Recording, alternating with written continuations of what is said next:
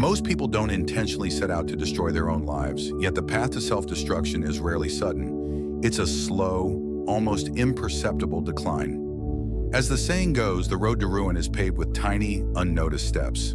There's a brutal, unspoken truth about married women that most men fail to see.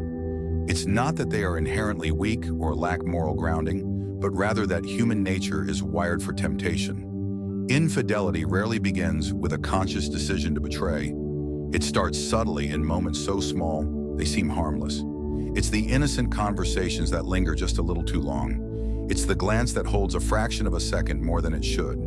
It's the way her pulse quickens when she receives a message from someone who isn't her husband. These tiny fractures in loyalty often go unnoticed until they don't. Psychologists have studied this phenomenon extensively and call it the slow erosion of boundaries. It begins with a thought, then a harmless interaction, then a rationalization. Over time, she finds herself emotionally invested in someone outside of her marriage. By the time she realizes what's happening, she may already feel too deep to turn back. But why does this happen? And more importantly, how do some women justify it to themselves? That's exactly what we're about to uncover. Let's begin. Number 1, the unspoken void. Why some married women seek external attention. The great marriage is often seen as a lifelong partnership, a commitment that weathers trials and tribulations, evolving over time into something deeper and more meaningful. As Helen Mirren once said, "The great marriages are partnerships." It can't be a great marriage without being a partnership. However, even the strongest marriages are not immune to the complexities of human nature. Some women, despite being committed to their vows, find themselves drawn to attention outside their marriage, not out of malice or a lack of morality, but due to deeper psychological needs that are often misunderstood. The biggest mistake people make is assuming these women are looking for an escape. In reality, many are simply searching for something they lost along the way. Human beings are wired for connection, and for women in particular, emotional intimacy is just as vital as physical presence. In the early stages of marriage, this intimacy is strong.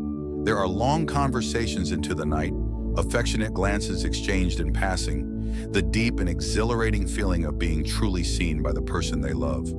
It is intoxicating, a connection so strong that it feels unshakable. But as the years go by, routine takes over. The passion that once felt effortless becomes something that requires conscious effort. Conversations that used to be about dreams, aspirations, and feelings now revolve around schedules, bills, and grocery lists. Love, which once felt like an adventure, begins to resemble a carefully managed operation. Over time, a woman can begin to feel invisible, not because her husband loves her any less, but because the daily grind has eroded the spontaneity and excitement that once defined their connection. Dr. John Gottman, a renowned relationship psychologist, explains that the silent killer of relationships isn't conflict, it's indifference. Conflict means that both partners still care enough to engage, to fight for the relationship in some way. Indifference, on the other hand, signals emotional detachment.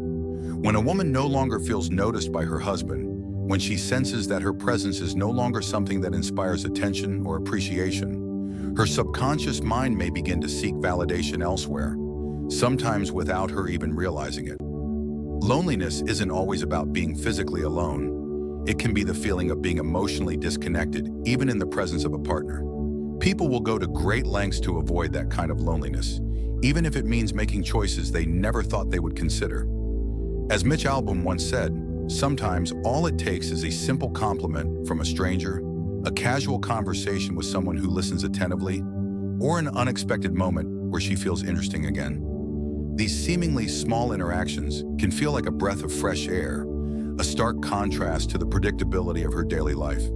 After years of feeling unnoticed or emotionally neglected, such moments can feel like oxygen after suffocation. This doesn't necessarily mean that she intends to be unfaithful, but it does highlight an emotional void that is not being fulfilled within the marriage. Marriage comes with responsibility, stability, and security.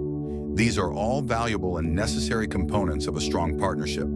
However, the downside of stability is that it can sometimes lead to monotony.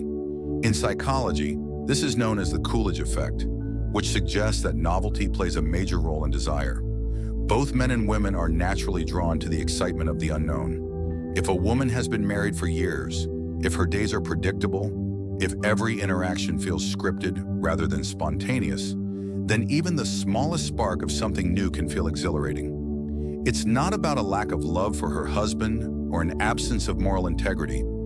It's about the fundamental human need to feel desired, to feel alive, to experience the thrill of being pursued. As F. Scott Fitzgerald wisely observed, we are most alive when we are in love. But love is not just about being together. It's about being chosen again and again. A woman who feels desired, who feels that she still holds power over a man's attraction, is reminded of a version of herself she thought was lost. The younger version, the confident version, the woman who once felt effortlessly beautiful and desirable. When a woman is no longer receiving that kind of affirmation within her marriage, she may begin to seek out interactions that give her that feeling again, even if she never intends to cross any serious boundaries. The danger lies not in the initial thought, but in how those small moments accumulate over time. Another overlooked factor that can make married women more susceptible to external validation is the gradual loss of individual identity. Many women after marriage begin to feel as though they are no longer their own person. They become someone's wife, someone's mother, someone's caretaker. Their identity shifts from who I am to others. Before marriage, she was an individual, a person with dreams, passions, and aspirations outside of her relationships. But over time, she becomes primarily defined by her roles: wife, mother, supporter, the one who keeps everything together. While these roles can be deeply fulfilling, they can also feel restrictive if they completely overshadow her sense of self. When a woman feels like she has lost touch with her own identity, she may unconsciously start to seek out interactions that remind her of who she once was. Conversations that have nothing to do with being a wife or a mother, but rather focus on her as an individual, can be incredibly validating. Sometimes these interactions come in the form of another man, not because she wants to leave her marriage, but because she wants to reconnect with a part of herself that she feels has been lost. This is not about blaming anyone, nor is it about justifying betrayal. It's about understanding the deeper emotional needs that exist within relationships and recognizing that love, like anything else, requires maintenance. The solution isn't about restricting interactions or living in fear of external attention. It's about revitalizing the relationship from within. A marriage that lasts is one where both partners continually choose each other, where they make the effort to see, appreciate, and cherish each other even after years together. At the core of every strong relationship is a choice: to remain engaged, to express appreciation, and to never allow indifference to take root. The greatest love stories aren't the ones that start with passion and fade into routine. They're the ones where both partners refuse to let routine erase the passion. Number 2, the justification game. No one wakes up one morning and consciously decides to betray their marriage. That's not how it works. The journey toward infidelity, whether emotional or physical, isn't a sudden, impulsive decision. It's a slow descent, a series of seemingly harmless steps that, over time, lead to a place that once felt unthinkable. By the time a married woman engages in behavior that threatens her vows, the justification process has already taken root in her mind. Because guilt is an unbearable burden, the only way to escape it is to convince herself that what she's doing isn't truly wrong. If she can rationalize her actions, she doesn't have to carry the crushing weight of betrayal. At first, everything feels innocent. A little extra attention from someone new doesn't seem like a threat. What's the harm in talking? There's nothing wrong with conversation. It's not cheating. She's simply enjoying a moment of connection. The mind is a master at self-deception, especially when something feels good but contradicts personal values. Psychologists call this cognitive dissonance, the internal conflict that arises when actions don't align with beliefs. That tension is uncomfortable, sometimes unbearable, so the brain bends reality to ease the discomfort. The easiest person to fool is yourself, as physicist Richard Feynman famously said. As this internal game of justification unfolds, she starts creating mental loopholes. She convinces herself that nothing inappropriate is happening. It's just flirting. It's not like I'd actually do anything. When self-reassurance isn't enough, she shifts the blame. If my husband paid more attention to me, I wouldn't need this. If that doesn't fully ease her guilt, she compartmentalizes. This has nothing to do with my marriage. It's just something separate for me. Each thought pushes her further, numbing the weight of her choices. The danger of justification is that it doesn't stop. The more she rationalizes, the further she's willing to go. And for many women, the first act of betrayal isn't physical, it's emotional. Emotional infidelity is far more insidious because it doesn't come with clear, undeniable boundaries. Kissing or sleeping with another man is obviously a betrayal, but deep conversations, late-night texts, or sharing intimate thoughts with someone who isn't her husband, that's where things get blurry. At first, she tells herself it's harmless. She convinces herself that there's no real danger in talking, in confiding in another man. But emotional intimacy is a powerful force.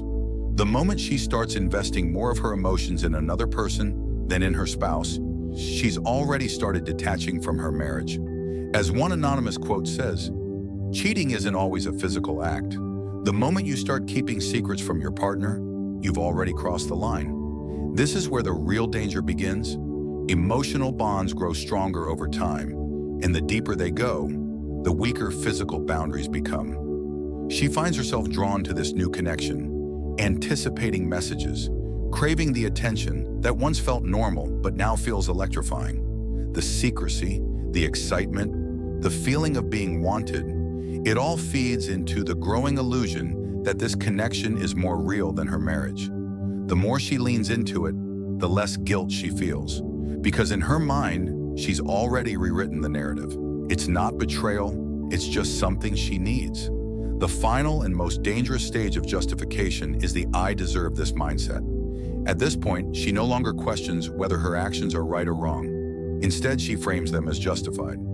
I've sacrificed so much for this marriage. I deserve to feel good again. He's ignored me for years. If he doesn't care, why should I? I've been faithful for so long, and it's gotten me nowhere. What's the point?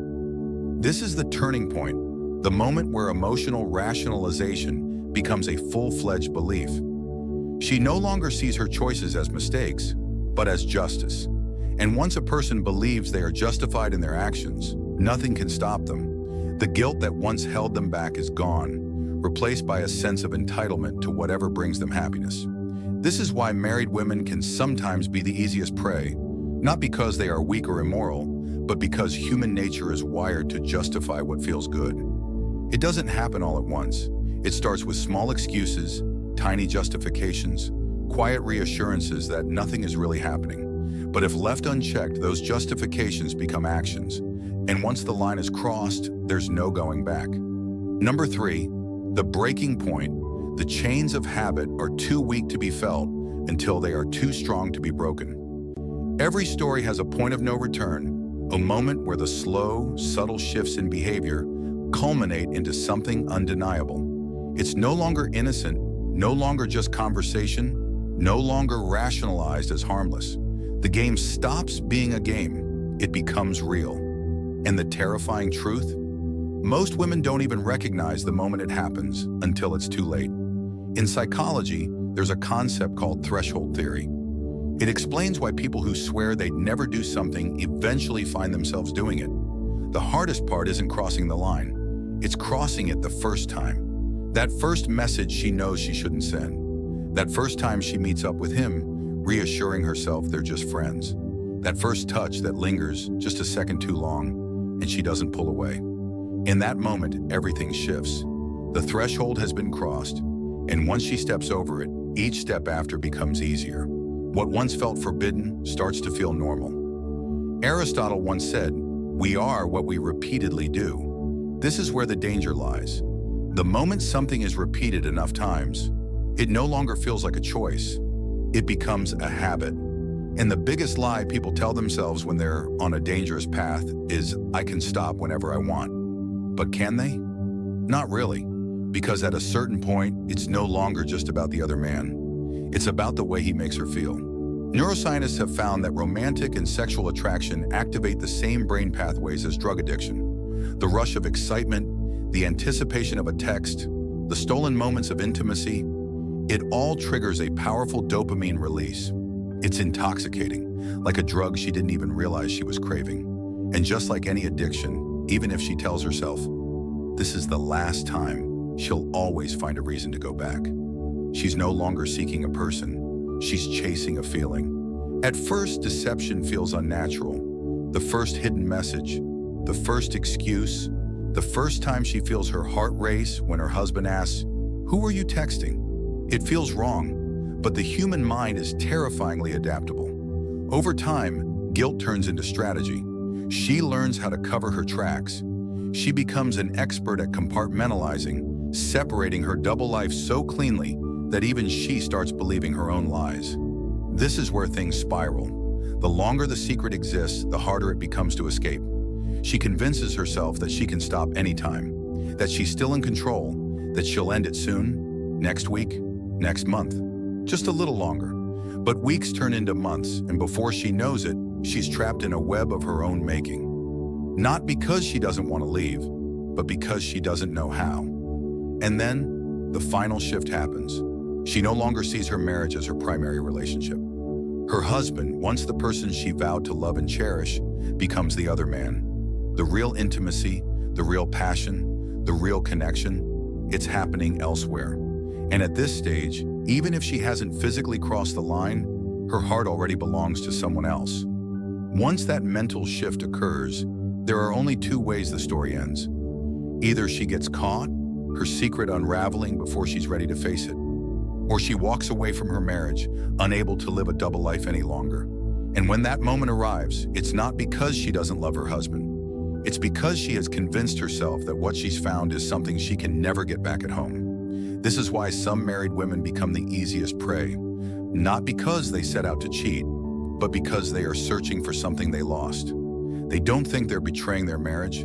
They believe they are reclaiming a part of themselves that disappeared. And once they believe that, once they truly convince themselves that this is what they've been missing, nothing will ever be the same again. But here's the thing. If you understand this truth, you hold power. The power to see what others miss.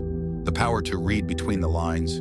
The power to recognize the silent signals before they turn into something irreversible. And with that knowledge, you'll never be blind to the game again. This is Stoic Guide. Until next time, take care and see you in the next video.